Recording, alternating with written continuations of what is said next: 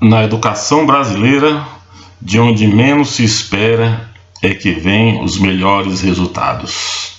Eu sou o professor Eduardo Simões e este é o nosso canal. Olha, no início dos anos 2000, eu e minha categoria, dos professores de escola pública, fomos agredidos por um livro que posteriormente se tornou um trecho do Fantástico, onde uma doutora em pedagogia, procurava explicar a violência nas escolas a partir da iniciativa dos professores. Os professores seriam, na visão dessa senhora, os responsáveis pelo clima de violência que estava começando a aparecer nas escolas e que já nos preocupava. Como aquilo era exatamente o contrário de tudo que eu estava vendo, eu procurei, inclusive, imediatamente entrar em contato com ela, porque a escola onde eu trabalhava na ocasião ficava umas 2 quadras, no máximo, da sede da universidade dela, do campus dela. E certa vez à noitinha, eu cheguei nessa dita universidade, no campus dessa universidade, e pedi para falar com ela pelo telefone. Consegui. E então coloquei para ela o meu desagrado, aquilo que eu achava, porque o que ela afirmava no livro, e apareceu, pelo menos que apareceu na televisão, era como eu falei para vocês, o contrário. Eu argumentei com ela que o seguinte, que como é que ela escrevia um livro daqueles, quando nós tínhamos uma escola a 2 quadras de lá, 2 quarteirões, como diz o Nordeste, e nunca eu tinha visto um professor dessa universidade que ela representava, da coordenação dessa universidade, curso de pedagogia, e nunca tinha visto um professor lá conversar conosco. Aliás, nesses últimos 20 anos que eu trabalho na escola pública paulista, eu nunca vi um professor universitário conversando com algum colega meu ou me procurando para ter uma conversa sobre o que realmente acontece em sala de aula. Eu não sei como é que eles escrevem livros a respeito se eles não estão frequentando o ambiente de escola real que a gente vive, E nós estávamos justamente nessa troca de opinião, contra ela insistindo na ideia dela, quando de repente ela, no meio da conversa, diz: eu já tenho um artigo escrito, publicado numa revista alemã. Eu tomei um susto, Eu tomei um susto. Esse é o tipo de argumento de quem diz: você sabe com quem está falando? É o argumento, por exemplo, que os coronéis analfabetos e ignorantes, lá do fundão do sertão do semiárido, diziam quando queriam calar alguém. Eles, é uma resposta violenta a uma falta de argumentação, Bom, como eu vi, depois desse argumento eu encerrei a conversa e fui cuidar da minha vida. Mas isso que eu falei para vocês é verdade, é chocante. Eu nunca tive o contato direto, o prazer de ter o contato direto, ou ver os meus colegas tendo contato direto com algum professor universitário que tivesse interesse em saber como é que funciona a escola e fosse para lá testemunhar pessoalmente o nosso dia a dia. Bom, aí nesse momento eu me lembro, a minha memória volta um pouquinho mais para o encontro que eu tive com um professor de história muito famoso, porque eu era estudante, isso é no final dos anos 70 ou início dos anos 80, E ele chegou na nossa universidade, lá na Universidade Federal do Ceará, cheio de fama, e foi falar para os alunos de história a necessidade de estudar economia, de saber economia, etc, etc. E nessa época eu estava começando a ler os livros de Lauro de Oliveira Lima e tomar contato com as teorias de Piaget. E nessa época já se discutia muito sobre o que fazer na educação brasileira para melhorar os índices da educação e tudo, E eu procurei esse famoso professor, escritor também de livros e tudo, E falei para ele sobre Piaget e ele me perguntou: o que o Piaget diz? Qual é a proposta dele? E eu expliquei em poucas palavras, o que era a teoria de Piaget e como ela se aplicava à educação a partir da visão do professor Lauro de Oliveira Lima. Ele ouviu, sincero, cabeça assim voltada para baixo, como se estivesse muito reflexivo. E quando eu terminei, ele disse: isso é psicologismo. Olha, eu tomei um susto, dizer assim, eu sou professor, eu entendo, eu sou professor, eu vou lidar com alunos, eu vou lidar com seres humanos. É claro que eu tenho que ter um bom embasamento psicológico e a minha abordagem deva ser primordialmente psicológica antes de ser outra coisa, né?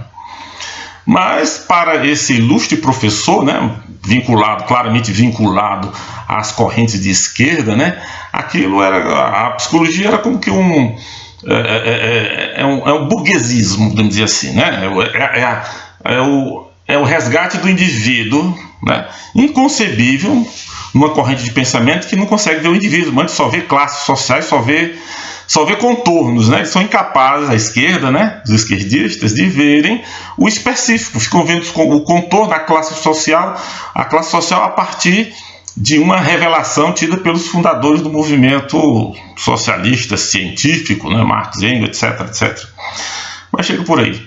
Então, eu também larguei aquele assunto e fui cuidar da minha vida, fui praticar a minha formação, e até que percebi quando entrei em sala de aula pela primeira vez, que tudo aquilo que havia sido ensinado na universidade, na faculdade que eu tanto amei, que eu tanto procurei me formar da melhor forma possível, não estava servindo praticamente para nada, e eu tive que me reinventar para poder dar aula com o mínimo de credibilidade. Bem, hoje, olhando o que está acontecendo no Brasil, né, porque o que a gente está vendo é uma verdadeira revolução que está surgindo aos poucos, promovida não por educadores, por professores, mas pela polícia militar. É forçoso dizê-lo. A polícia militar em alguns estados do Brasil está conseguindo, em escolas que antes eram problemáticas, quase inviáveis, né, está conseguindo resultados incríveis. E isso aponta para uma mudança que mais cedo ou mais tarde virá, porque os pais são favoráveis, as crianças, principalmente as crianças, são favoráveis, estão falando da recuperação da disciplina, da ordem, da pacificação do ambiente, enfim. E as crianças querem isso, todo ser humano quer isso. Só quem não sabe nada de psicologia, né, ou considera psicologia coisa de burguês, não vê isso e fica insistindo em barcas furadas, como isso que nós estamos vendo em todos os sistemas educacionais do Brasil inteiro, né, onde doutores, mestres ocupam as diversas secretarias, são consultores, etc. Aqui no estado de São Paulo já tem um tempo que o Estado começou a financiar, e acho que ainda financia, né, cursos de mestrado, doutorado para professores. E eu, inclusive, tive uma amiga minha, a Elvira, saudosa, querida colega Elvira, ela estava fazendo justamente um curso de pós-graduação em língua portuguesa na USP, né, e ela via cheia de entusiasmo, aparecendo na escola cheia de entusiasmo, falando que as delícias do curso, os debates, tudo realmente é muito emocionante, é muito gostoso. O fato dela encontrar nos corredores os autores que ela curtia e tudo mais. E era tanto assim que eu uma vez tive que fazer uma chamada com ela e jogar um balde de água fria no entusiasmo dela. Eu disse para ela o óbvio: Elvira, curta o seu curso, faça o melhor que você puder, tudo. Mas tenha sempre consciente uma coisa: você vai voltar para uma sala repleta de alunos semi-analfabetos quando o seu curso acabar. E esses alunos não são só semi-analfabetos, mas muitos deles estão resistentes, fortemente resistentes à informação que você quer passar para eles. E você vai ter que considerar isso, senão você vai desistir da sua profissão, sei lá. Isso não pode acontecer, né? Então, procure não perder de vista o ambiente em que você deverá voltar depois que acabar esse período de sonho, esse sonho bonito. Mas, continuando, né? Então, voltando para a questão da PM, eu estive olhando o currículo dos oficiais da PM, por exemplo, né? E vi que existem muitas disciplinas que são ou ligadas diretamente à psicologia ou exigem muita psicologia, gestão de pessoal, administração. todas as disciplinas de direito são muitas, pelo menos aqui no currículo da PM de São Paulo, né? Todas elas exigem um certo embasamento na psicologia. No direito, você não tem como não discutir psicologia no direito. E eu tenho lutado tanto para que a psicologia volte a ter um destaque na formação do professor, que a psicologia volte a ser um apoio fundamental para o professor. E é assim, viu? Mas tem sido em vão, até agora tem sido em vão, né? Os professores preferem a sociologia e a filosofia, que é mais fácil a doutrinação ou a condução para uma determinada corrente política, pelo menos assim são aqueles professores que têm mais voz nos movimentos.